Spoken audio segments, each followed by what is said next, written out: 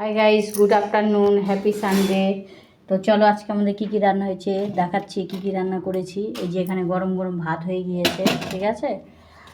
আর এই যে এটা হলো ধুন্দুল ভাজা, পেঁয়াজ দিয়ে কালো জিরা দিয়ে কাঁচা লঙ্কা চিড়ে ধুন্দুল ভাজা। এখানে আছে এই যে মুসুরি ডাল, আর এটা হলো গুন্ত্রু ভাজা, ওই যে পটলের মতো দেখতে গুন্ত্রু ভাজা।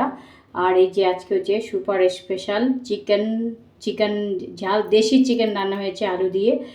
তো রান্নাটা হেভি টেস্টি হয়েছে, আমি একটু চেখে দেখেছি। তো তোমরা যারা যারা খাবে প্রত্যেকে চলে এসো।